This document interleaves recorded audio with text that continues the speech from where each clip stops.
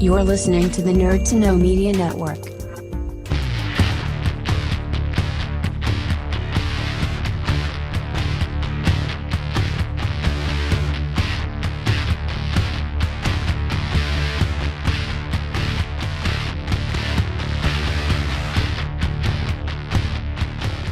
Hello, everybody out there. This is Brain Cast at Nerd to Know Media, and I don't know if this is going to be put onto the public radio channel on Phoenix 92.5 FM, but if it is, brilliant. Anyway, we've got another special interview for you today with another game developer, and yes, it is another wrestling one. This is Shannon Williams, who is making the mark out card-based wrestling game. When I first heard about this project, it was called Spot Callers. But yeah, we'll be talking with him for the next in and around 30 minutes. So I hope you enjoy it. So how are you today, Shannon? Doing great. How you doing? Doing good. Awesome. So just I guess to kind of start off the conversation here, how did you get into doing game development? Yeah, so I originally started on SmackDown versus Raw 2009 in that creation community. So I would always try to create wrestlers. I was trash, I sucked, and I eventually, like over the years, started getting better and better. And while I was doing it, I was always a project-based person. So I didn't.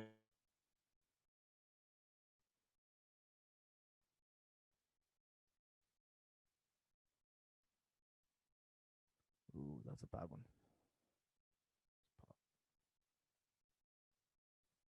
Good. So yeah, so you started with the creation community in SmackDown versus Raw 2009. Yeah, started there. Was trash. I wasn't really good. I wanted an Evan Bourne for downloadable content, but I just didn't have it at the time. So I guess you could kind of put it on Evan Bourne and WSX because I don't know. Do you remember Wrestling Society X? Oh yeah. Yeah, It's like basically the precursor to Lucha Underground. So yes, exactly. And I remember watching that show, and I only got a little taste of it, but I just wanted to create all of the wrestlers from that show, and that's what I was really doing in 2000 in SmackDown vs. Raw 09. I made Teddy Hart and a couple M-Dog 20, a couple other people. So from there, each year I wanted to make projects. So I grew up in the Ruthless Aggression era, so I always wanted to make Ruthless Aggression wrestlers and arenas and move sets, and I like making projects opposed to small wrestlers. So I think it was about 2K14, WWE 2K14, and I was making a TNA Impact save from 2000. It was like an old TNA Impact save with the Biz, Monty Brown, and Rhino and people like that. Cool. And TNA. my younger brother, he told me, he was like, one day you'll mess around and make your own video game. And when people say things to me like that, I always try to think, okay, is that possible? Is that something I want to do? And next thing I know, I spent the entire summer learning how to create characters. I was going to college at the time where they didn't have any video game development courses or programs, anything like that. So I literally spent all summer, like I had to do everything self-taught. And when I got a job at a mortgage company doing instructional design, I told them I wanted to do video game design for training courses so we can make training more engaging.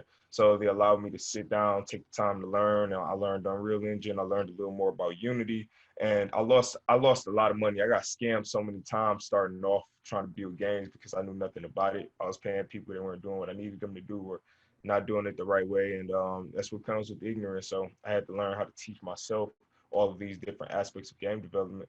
And eventually I enrolled at Full Sail University and just finished up there last year. So decided to go ahead and move to Florida. Oh wow! So you were actually in Full Sail. Yeah, I actually went there for 3 years, online, all online. So I was in Michigan, and I went to all the courses online, and then moved after I graduated, which is kind of backwards, but yeah. So Full Sail University was something that I did all online for the entire 3 years.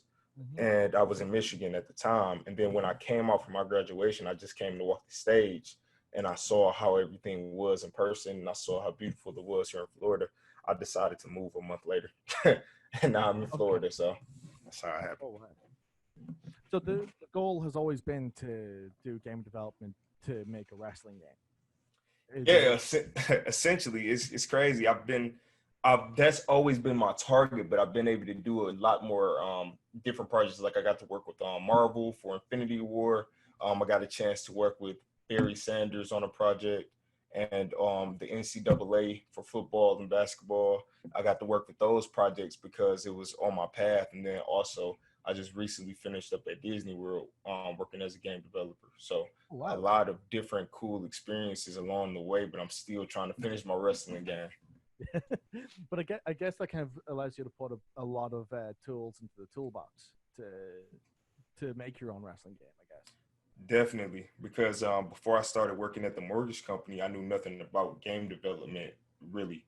The only thing I knew how to do was use Google SketchUp, which, as any game developer knows, you don't really use Google SketchUp to develop games. You use something like a Maya, a Blender, or a ZBrush, or something else like that, or Max. So when I got to work and I was an instructional designer, and they let me learn on the clock how to develop games, I really got to learn so many different aspects of game development that I wouldn't have had time to do at home. And if I didn't have a project, even with the Snapchat games, the ones I made for Barry and Marvel, I got to learn new game engines just to build those. I got to learn new deployment softwares just for that. I got to learn the professional way to keep projects hosted with like a GitHub or, source control. I knew nothing about this before I got to work a job and actually had to figure it out. So definitely new experiences, new markets, learned about advertising a different way. So a lot of new things I learned about. That's incredible. So Thank you. with we're just trying to think of like where to go from there because there's so many different kind of ideas that you touched on there. Like the when it comes to this idea though for markout, was your idea always to go in this direction of doing something that's going to be like a card based game, or was there something else, was there anything else, or was there anything else that you're trying to do, like maybe even going down the route of doing something like a Fire Pro Wrestling, or even doing your own version of like a WWE game? Yeah. Sorry to Was it cut always, you off. sure, but is it My which way, were you always thinking of doing something this simplistic, or was the goal initially to go something more complex? The goal was originally complex. The goal was I want to build the best wrestling game in the world. Like any video game, no, person who's just getting in, you always want to try to build the best product. So I wanted to build a game that was like Day of Reckoning 2. That was really my goal because that's my favorite game. Um, and I wanted to build a game that was similar to that, but also had background stuff like SmackDown, Shut Your Mouth, but then was also just full of independent wrestlers. And it was called Indie Scene Wrestling. I had already started production. The Young Bucks, I actually had them come out and do mocap for the game and all of that. Like I was really trying to get the game going. Wow. But the problem was my ignorance to game development. I didn't know what I was doing. I didn't know how to manage any money that I had that I was giving towards the project. Like all of the money had been out of pocket, but I didn't know what to do with it the right way to make sure I was staying on top of everything. And also just trying to do that at the same time you're working a job. It's just very hard to manage, and in school, it's a lot. So Yeah, I can absolutely understand that. Like with yeah, we just today we had the interview I did last week with Pro Wrestling X, where that's been a project that's been gone on for well over a decade. I was the same kind of thing where managing the money was a challenge, trying to manage time because anyone who's worked on it basically was struggling. They were going to lose more money by trying to make the game than they would make money off of it. So, right. it's one of those things where you kind of have to do that. Return of investment analysis on it, and kind of go, okay, I'm putting in this much amount of money into it. How much can I expect to get back with only this level of resources? Right. And it seems to me that like that's kind of that seems to be the attitude you've taken to this game, because I mean it's from the moment I heard about Spot Collars, it just seemed so much more unique than any of the wrestling game, because it's and it even, I mean, from the blurb I read on it on Reddit, it's made it seem a bit more made it seem like it had like an element that not a lot of wrestling games have, where it's the idea of going well, we're just gonna do different moves. We're gonna do moves in different sequences to basically simulate the process of a match in a way that hasn't really been done, which just seems so intriguing to me. How did you get to the point where you're going, this is the way I can present wrestling in this format? I'm the type of person where I have 100 ideas go through my brain a week, basically, and I have to fight myself on which ones to bite on and which ones to just let go. So when I graduated, so I kind of take you back to exactly where I was in the original project. When it was Spy Callers, the original version, I was doing Spy Callers Reboot, as I was calling it. And the way it was supposed to happen was I wanted a turn-based wrestling game because I knew if I started from the basics, I might be able to build up to something else. So I tried to think of how a wrestling match went, like just a basic wrestling match, and how sometimes you could take turns doing moves. You had different moves you pulled out. And then I tried to think about the fact that when I play wrestling games, a lot of the time I just tap buttons and I don't even know what move I'm doing. I'm just trying to pull a move off because of speed. So I tried to think, okay, so what if you slowed that all the way down, and then you pulled out a remote, and you got to literally decide what move you wanted to do next and hit your opponent with it. But then, so that's where it started. So I was like, okay, I can do that. Now I was paying someone who did animations for the endorphin community. I don't know if you remember that, all the crazy ragdoll physics and stuff. Of course, I wanted my game to look like that. So I reached out. He made some amazing animations, but the thing about it was I didn't have enough money to continuously pay him for the animations, and the animation amount that I was getting back for, it just wasn't enough to build a full game around. I think I was getting like maybe 10 animations a month. So that's like trying to build a wrestling game. That's nothing. Yeah. Yeah, you got a question?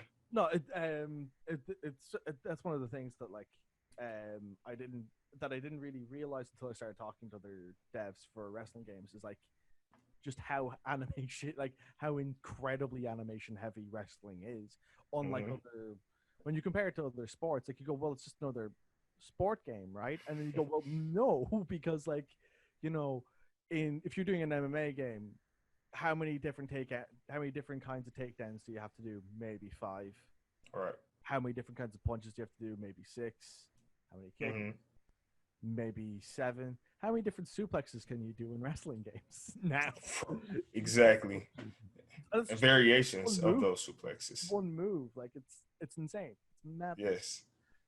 So that exactly was the problem there, what you said, like the difference between the traditional game and trying to build a game with a lot of animation. So I knew I wanted my game to have a lot of stuff in it. So I had to figure out an easy way for me to do it. So that's where I got to that. I kind of stopped there. And then I started working on something else, which was a digital action figure game. So like your action figures. Yeah. I made digital action figures, digital wrestling figures, and I made it where you can literally pose them. So it wasn't even a game. It was really just a tool that I was creating for stop motion people who might not be able to afford to get every single action figure or whatever, to digitally be able to pose and animate their wrestling figure feds. And that I took that element of being able to move, like animate like that, and tried to merge that with the other system of the cards and say, okay, well, what if I made it where when you throw a card out, the move plays real time and it just plays in a pose by pose format, because I can manage that. I can look at a picture and mimic that. The hard part of animation is getting it to look fluid or realistic when you have constant motion going. So if somebody goes up, the momentum carrying them up and then going back down, like that's what takes a lot of time. But pose by pose, I'm able to do that easily, and it's something that I could give to the community and let them do it. So yeah, that's where I wound up with that, and now I have the tool out. I just released it 2 weeks ago. That's where the move creator, is it? The move creator, yeah, people can actually real time go create moves. I added weapons in the game. I'm constantly updating it for people, and if you see some of the stuff that people are creating, it'll blow your mind. Like it's just insane. That was one thing I couldn't get over with the fan base that you've already created before this game has even been released, because I remember I requested someone make the Fosbury flop, going, who's gonna who's gonna even think to do the Fosbury flop as a move? And within 3 hours of requesting it, bear in mind there's from where I am to where you are is a 5 hour time difference. Mhm. You know, the seeing someone within 3 hours go, oh yeah, Fosbury flop. What? Like, Jakinator, he kills it. yeah, but it's like the way that like your fan base seems to have a crazy amount of passion for this game. Before it's even released is so exciting, and I don't know how you've managed to do that, but hats off to you for doing it, because building an audience is a difficult thing. As longtime listeners of our show know. It's for me. I'm not a master of anything at all, but I'm a people person. Like I'm actually an introvert. Like I like being to myself, but I love like talking to people, hearing them out, engaging with them. So I feel like a lot of it comes down to, the genuine engagement that I want to have with them. Like I haven't made a dime off of anybody yet. I haven't had a Kickstarter get funded. I haven't had a Patreon get funded. Like I've literally just been having 10-hour plus streams every single day. And people come in and we talk about life, and we talk about what's going on in their life. We talk about their passions, their aspirations. And then we talk about what they want to see in a wrestling game. So it all kind of comes together where it's more like we're building a family and a community than I'm just building fans and supporters of my product. Like I can name real names of the people based on screen names and like their girlfriends' names, because they told me, hey, my girlfriend watches the product, and me, my dad, this and that. And it's just amazing for me because I'm just in the crib by myself all day long now because of the COVID. So this is my family now, That's incredible, though. That's a very, like, again, I think it's one of those things where, I think especially when you're talking about something where it's a niche fan base like wrestling, there is a level of a community feel to it as well. But to go that stage further, where you're making a game and you're just doing these live streams, where you're kind of turning that into like your day-to-day activity, that like it's very cool that you managed to cultivate that community feel and that community vibe. And it's it's very, like, I mean, it's one of those things where anyone listening to this who's intrigued, get on the Discord for this for this game, because it is genuinely one of the most pleasant Discord servers I have ever seen. Thank you, man. Yeah, but it genuinely is, and I think it speaks volumes that like you have created such a supportive, healthy environment, when Discord can tend to skew the other way sometimes. Yep. Much like Reddit, but it is it is what it is. So yeah, if do you have any idea of what kind of game you're gonna try to make when you finish this, or is this a game that you intend to hit a point where you go, this is finished, it's done? This is the project that I think is going to be ongoing, honestly. I did finish a project that I kind of forced myself through because I didn't have a passion for it back when I was in Michigan.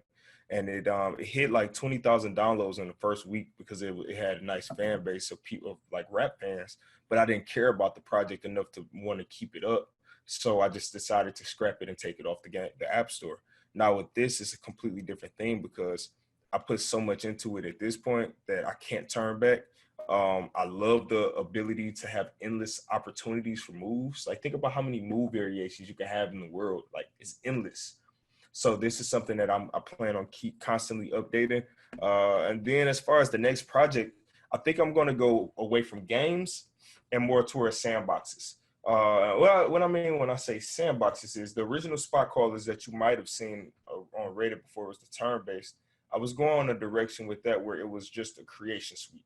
That's what it was. So you could create wrestlers, you could create arenas from scratch, literally like moving every single aspect of an arena. And I want to take that and also make it where you can just craft matches. So you could say, okay, these are moves that have been created on the community. I've got them all on my computer. I want these wrestlers to do these moves in this order at this arena. And then you just have matches play out like that, where it's just a sandbox. It's nothing that you get rated on. Now taking the idea of making a much more like a literal version of what TEW does, I guess. That's Total Extreme Wrestling, where like you're kind of booking your own show, you're being the booker and agent on it. Yeah. And I like that. It might not be as complex as they went where it's like an AI and everything, though. It might just literally be an empty sandbox for people to just make stuff. And then for content creators to record videos or get pictures and tell their story without it being other elements that kind of lock you. You know what I mean? I really just want to make an open thing for people. Yeah. That sounds absolutely amazing. But I'm a sucker for anything that kind of puts you into that kind of that puts you into that kind of space where it's where there's like that ability to kind of to try and work more in the creative aspect of how you're putting together a match. That's awesome. In terms of the from what I gather from the Discord, the aim of Markout is that it's going to be a mobile game. Have you any intention to make a port for it available for consoles or for even something like the Switch? So it's going to be mobile as well as Steam right now. So I will be doing PC and Mac. I have thought about Switch. I did apply, but I want to get it a little further in production. I want to get it looking a lot prettier before I send out my full application. And then, it's just some things I have to see because I'm one developer at the end of the day, so I don't know everything. And I would hate for me to try to force it onto Switch and it is broken or this is just not working. And then people have a sour taste in their mouth. And that's something I definitely don't want to do. But I do want to go to Switch. Like, to answer your question, I do want to go to Switch. I want to make sure I'm doing everything the right way. Yeah, absolutely. Well, I mean, there's nothing worse than doing an action for the wrong reasons. Yeah. Yes. It's one of those things where you can't really risk putting it bad again because you are an indie developer. So like if you do put a bad taste in people's mouth, it can be something to struggle against in the future. But yeah, with the what I was going to say something there, but like anyway, when it comes to the to other wrestling games, you mentioned that like your all-time favorite game was the Day of Reckoning. Are there any games that you're currently playing now, like any of the more modern games? Or I have like zero time. I wish I could just sit up and play all of my games, but I have like zero time to dedicate to the newer games that come out because most of them are microtransaction based. So I would say the one game that I played the most that's recent is Grand Theft Auto 5, and I've had that for years, but it's because it continues. Like I don't feel like I have to jump into a story mode or anything. Like I just play GTA Online, and it feels like I've been playing it for the past few days. That's just how it feels. My nephews recently got me into NBA 2K20 because I hadn't bought any new NBA games, so they got me into that. But I like classic games, and I like to go play SmackDown, Shut Your Mouth, Here Comes the Pain, SmackDown versus Raw Original, Crazy Taxi. I like games that just make me have fun. Like it doesn't have to be wrestling. Yeah. Crazy Taxi is one. I like the what's that, MX versus ATV games. I love those games. Tony Hawk Pro Skater 4. So I play games that just give me a good time, but I really like to watch games. I like to watch people develop games. So I always watch the Pro Wrestling X streams that they used to do them.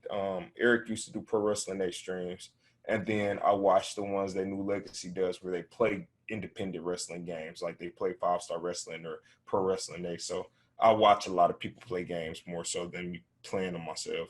Yeah. No, that I mean, again, you are live streaming pretty heavily these days, so I understand that. Yeah. Look, when it comes to like, it's one of the things that like I think people can be a bit surprised by is like how time consuming even doing game development as a hobby is. It's basically. Take one of the most laborious forms of animation, stop motion animation, and then just make it 10 times more laborious. And that seems to Hmm. be most people's experience with making these kind of games. Yeah, so like I'm trying to think of where else to go from here, but Yeah, man. We got a lot of directions we could go because I could tell you about the gaming process of what I do because that's a lot. Um, so yeah, but what is your process? So how do you how do you basically go through what you're doing? so I tend to jump from area to area. So what I do the 3D modeling. I do every aspect of the game. So anything you see, you feel so far, anything you will hear, that's all stuff that I've been working on. So right this second, for the past 3 or 4 days, I've been working on a card trading system where you could trade your cards with other people. So that's a lot of stuff. I have to design menu screens for it. I have to make sure the menu screens work.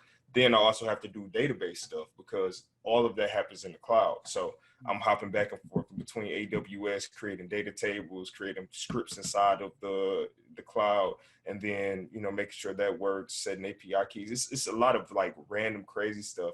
Then you hop back into the game, and I have to create moves sometimes. So that's the fun part for me is making moves Mm. because I can take a reference and I can literally just it's like sculpting. I just get to pose the body or playing with an action figure. I like to relate it to that.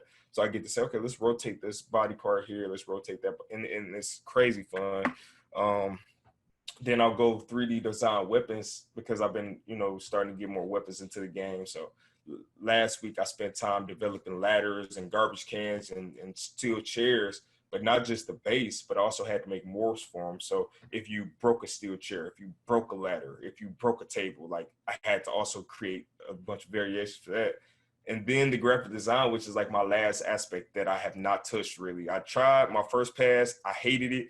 I got guys like Diffract and Element. I think Element joined the Discord. I can't remember, but we got some amazing graphic designers and just people in the community that have been following the project and joined the Discord. So I'm hoping one of these days I'll be able to get somebody to be, willing to create an amazing UI for the game. But that's something I've been definitely pushing that off till the last second. But then the audio, creating the sound effects. I created custom soundtracks for the game that probably are getting scrapped now because I've had people reach out with free music to put in the game. I'm like, yeah, let's do that. So it's a lot. And then the marketing, the social media aspect. Like I have to keep my phone out. I have to go reach out to people on Twitter. I have to stay up to date on the Discord, on the Instagram. I have to find new content to create. So this is something that you can only do if you really care about the product. I'm telling you, because if you didn't care, you would have stopped a long time ago. A long time ago. Definitely. One thing that's popped in my head there.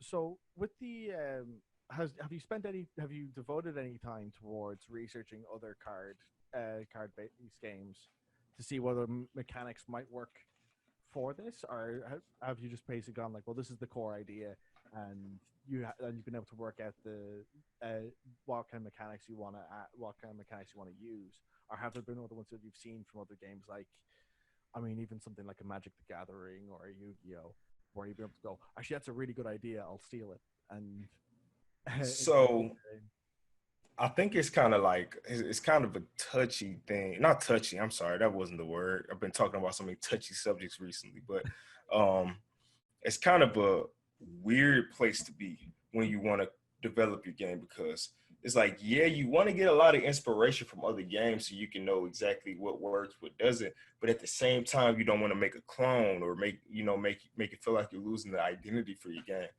So I would say what I did was I spent a lot of time playing the wrestling games, like actual wrestling games, and then tried to think about elements from there that might work in the card-based system, like that layout. And then I decided to play games like Animation Throwdown. I had been playing a lot of that before the card game came to my head, so that might also be an inspiration. But that's the card game with Family Guy and American Dad and all of that stuff. And I love playing that game because it's pretty simple. I don't even know what I'm doing, but I was winning and losing. So playing that, I definitely got ideas because I liked how they did the card fusion, where you can fuse two cards real time to make new combinations. So I took that idea and put it in the game. So if you have a vertical suplex and an avalanche modifier and you merge them, you can do a vertical superplex and do it with more weapons. Also, the card upgrade system. I liked how they did it. I'm like, oh, that's cool. That's a cool way to upgrade cards. So I went that route with card upgrades in the game. And I played a little bit of Supercard. I tried to stay away from Supercard, though, because I'm already in their territory of a wrestling card game, a digital wrestling card game. So I don't want it to feel like, oh, this is just a Supercard ripoff, because it's not. It's a completely different approach. I don't have wrestlers as the cards. The cards are not wrestling. You actually have a 3D model of a wrestler wrestling another 3D model of a wrestler using the moves on the card. So when you throw the card out, the move plays no matter what it is. So it's a different approach. So I just didn't want to get stuck in that box. So I would say that, and along with people like Supplewitch, who he's been very active in the Supercard Discord, getting ideas from Supercard fans about things they hadn't seen or would want to see in the game.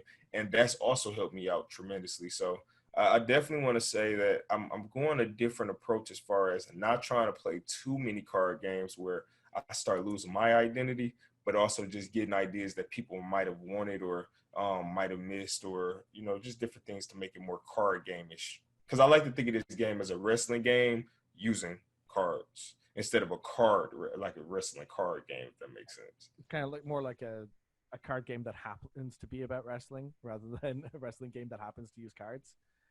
Yeah, the second one. The second one is what I'm going for. Yeah. Yeah. That makes a lot more sense though. Like I think that like with these I think it's, especially when you're going for something so close to what could be compared against, like a Supercard, there is that definite risk and that definite threat. But I'm assuming you've actually had a chance to play Supercard. Did you? Mm-hmm. Do you like the idea of how they do it? Because for me, I found it a bit underwhelming. Yeah, that was this is one thing I would say. Me personally, it's not something I enjoy playing really. I do have it on my phone, like I've had it for years, but I'm still in the NXT realm. I haven't bought any card. I don't even know what I'm doing half the time. Like, you know, I just pick cards. But I will definitely say that they do have people who love that game, so they have something there. And that's the thing that I've had to learn along the way, because I remember hearing about Virtual Basement when that was coming out. You know, their game was coming out, or not even coming out, when it was announced. And I was, you know, you start feeling like, oh man, this is just going to be the one. Like, nobody's going to be thinking about my game because, you know, they'll all be thinking about this. And I had to really take time to think about the fact that, yeah, but it's different audiences, and also wrestling fans play more than one game. So wrestling fans could literally hop off a Virtual Basement and go to a Pro Wrestling X, and then from a Pro Wrestling X to an MDK game, then from an MDK game to a 2K. And like, wrestling fans just love wrestling. So I'm starting to really have to identify that with my fan base as well, is that I have a niche audience that I'm starting to try to build. And these people will be willing to play my game as long as as long as the game is good. And that's really where I'm trying to. So, I'm sorry, I lost my point. So Supercard, they've done that. They've made their audience, and people like it, you know. So yeah. I definitely congratulate them for that, because that's awesome. Right. So in terms of, like, for anyone who's starting off on their road towards doing game development, either towards making their own wrestling game or just starting off doing development, would you have any advice for them? Yeah. I would say do it for the right reason, because it's going to be a lot of grind and sacrifice. And when I say for the right reason, I mean, don't just do it just because there might be money involved, because with gaming, you hardly get fast money. It's typically you grind on something for a few months or a few years, and then money starts to come in, and then you make, after your product has been made. There are some people who get lucky and can go on Kickstarter and get funded, and that's amazing too. But you have to think about how many of those projects actually work out for people who are just starting in game development, because you lose money, you hire people who might not be willing to do the job, don't do the job right, things are broken, and it's a lot of sacrifice. So I would definitely say do it for the right reasons, because it's going to take a lot of grind and sacrifice. But also, just don't give up. Because I face new challenges every single day. Like things will break and it makes no sense. I'll walk away, I'll drink some water, I'll come back, I'll cuss a little bit, throw something, then I'm like, oh, it was this simple. I just missed the combo. And it's like little stuff like that. And another thing is find something you're passionate about creating. For me, it was wrestling games. Like I love wrestling. So spending all this time on a wrestling game makes sense to me.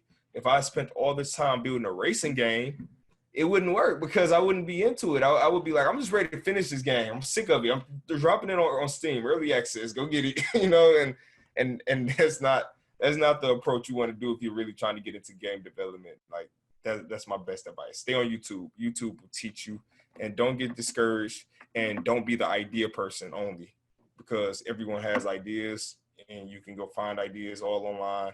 Be the person who actually can put it into action, or just go work for a company where you can make that happen. But don't just be like, hey, I got an idea. Y'all give me $100,000 and let me go hire people to build it out, because that's not going to work.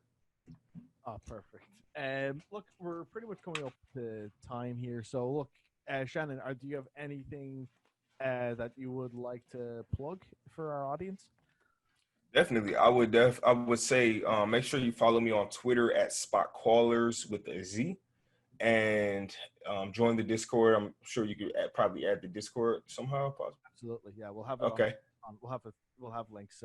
Make sure we have the link available for when on our show notes. Okay, awesome. I do stream on Twitch over 10 hours a day. That's also Spot Callers with a Z on Twitch. And I'm saying Spot Callers is SPOTCALLERZ. That will eventually be changing, by the way, to Markout. I haven't done it yet, but when the game is about to come out, I will be switching all of that over. And be safe, everybody. Love each other. Look out for each other right now, especially. It's a lot going on. We got COVID. We got a lot of other stuff going on. So, just be kind to each other. Listen to each other. And, I don't have anything else to say. Thank you for listening. Couldn't say any better myself. Thanks so much for listening, everyone. Join us at nerdtoknowmedia.com.